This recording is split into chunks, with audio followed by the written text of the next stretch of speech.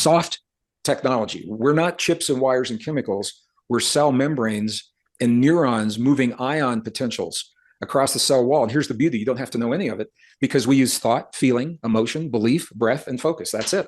And this is what our ancestors always told. You don't have to know the tech because we're such an advanced tech. The interface is so simple.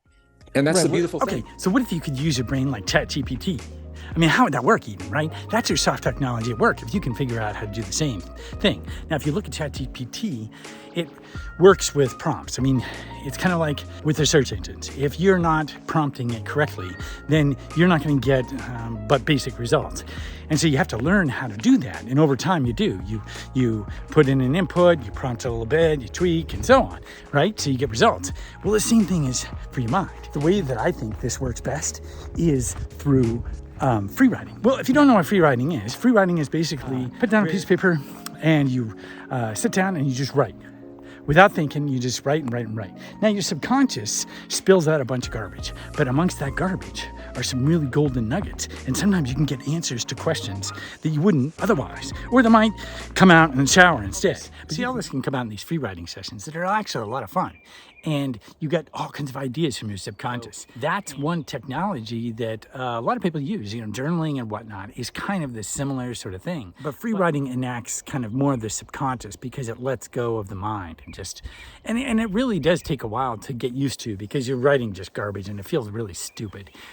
But after a while, you'll be surprised at what comes. And if you do it consistently and just keep at it. You can also, instead of just free writing on whatever, you can write a prompt, a question you might have, or a vision you're thinking of, put that at the top of the page and free write on it. And your subconscious is like ChatGPT, except for it has everything about you. Now, when people are using AI tools, it all comes from the same source. But when you use your soft technology, your brain, your subconscious, with free writing, all that information is from your subconscious. It's everything you've experienced. And some say it even taps into the collective consciousness. So you're not only using what you've experienced, but collectively what we've experienced. And so you can really hone in on this. Now, one person that's really done this well is Julia Cameron. She came up with morning pages, and a lot of people use that just successfully to bring together different ideas. They'll have a conundrum and they'll think about it, but then when they just write and journal and free write and do all kinds, play with the ideas, you're playing with it more than not. You'll make connections you wouldn't otherwise. This is the chance to use your brain like ChatGPT, but with much better results. So that's a soft technology example. This second one is a little more on the woo-woo side, but I think can be just as effective.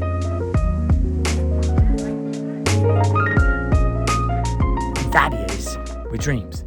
Now, a lot of people are like, dreams, whatever. But if you look at Carl Jung and a lot of other people, they talk about how things come out in dreams. Why not have a dream journal? Just when you wake up, write down what you've dreamed, the highlights of it, try to remember as much as possible. And you'd be surprised the ideas that come out, or even answers to questions. And it's not always in words that you might think of. It's in symbology. It's in things that make you have to think about it a little bit differently. Meaning you're not just going to go, okay, it's going to give me the answer. ChatGPT will be literally like spit out some words. But your dreams, you have to look at the symbols, look at the meaning, how it feels to you. And there's a lot more at work at play. Some say that in the Atlantean times, that's how we communicated. We didn't have to have so much understanding. We had more trust in knowing instantly and not having to justify the different things. But really going, okay, I know this at a deep level. And letting go of the need to prove all of this stuff. Now, proving has its points, right? I mean, science has its moments. But this is the second technology. It's our soft technologies. But what do you think? Let me know in the comments below. Like, what other soft technologies do you think we could be expanding upon or using on a regular basis? What soft technologies did, when you reflect back on your life, that you actually use on a regular basis? I think there's soft technologies that we use all the time.